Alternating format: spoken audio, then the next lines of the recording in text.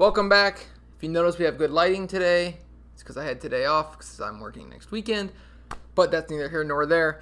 Today is an exciting day because I have a really awesome video planned today, not episode. What do you guys think, episode or video? I'd love to know.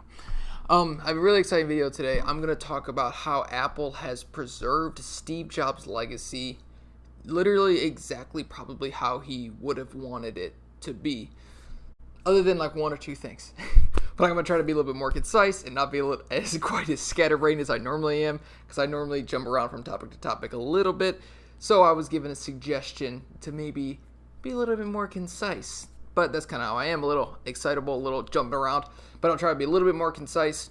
And I will see you after the awesome new intro. It's not actually new.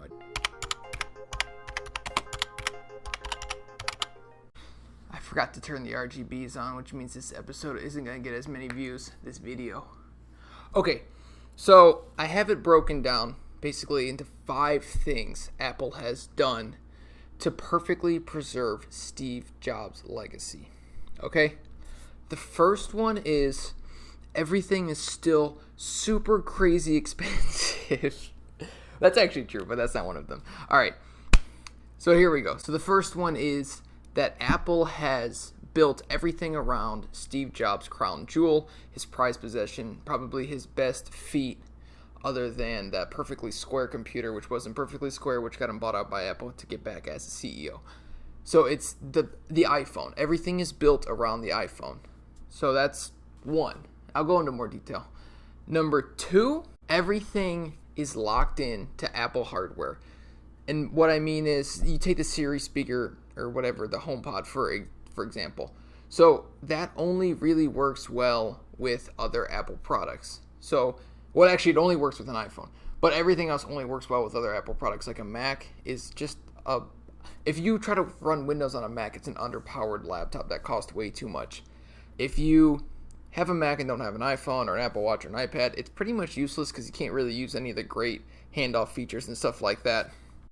If you have an iPhone, it's good by itself, which is the point. An iPhone's supposed to be able to be used by itself, but everything else, the cat just jumped up.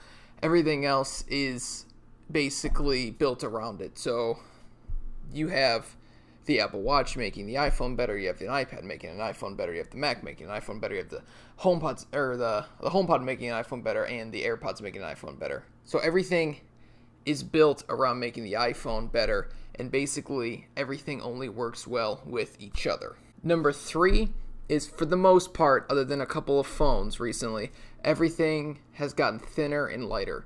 So you take the original Mac Pro, the 40-pound beast. I have it down there. It's huge, it's heavy, it's large, and that was, I think it's 39 pounds or something. And that was, the cat's got it. So that was the most powerful Mac computer at the time. And then for the next 6 years, they used that same shell. But then we saw with the release of the iMac Pro that they can implement Xeon CPUs and Vega graphics, which are both desktop grade hardware and workstation grade hardware, more than desktop even, into a thin and relatively light computer. It's still heavy, obviously, but it's an all-in-one, which is amazing. So everything gets thinner and lighter. Look at the phones, they got thinner, and recently they got a little bit thicker and heavier, but it's because you can only make it so thin before it's almost too thin and unusable. Number 4 would be the reduction of ports. Steve Jobs loved nothing more than cutting out ports. If you look at that picture of him, I'll show it on the screen with like the MacBook Air just sitting in his hand. It's got like 2 ports. So they have been reducing ports. They've been cutting out ports, and now with the most recent MacBook Pros, and not really the iMac Pro because it kept a lot of like the Ethernet cable, USB-C, and USB Type A, but they have constantly cut ports. Basically, they've cut the CD drive, they cut FireWire, they've cut USB Type A, they've cut the headphone jack, they've cut the display port.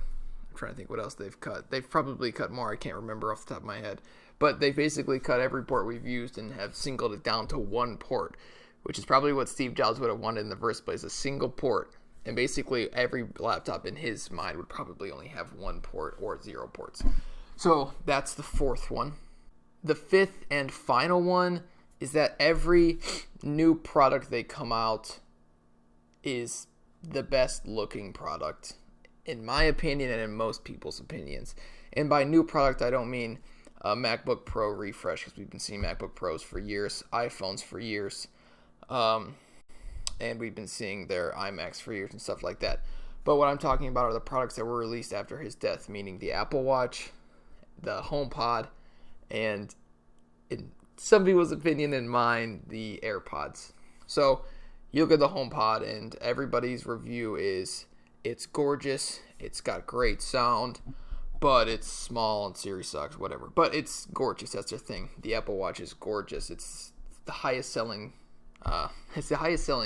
watch of all time, which is amazing because Rolex and those companies have been around for hundreds of years, tens of 20, 30, 40, 50 years, and it's amazing that Apple in like a 4 or 5 year stretch could actually do something like that and, totally change a market.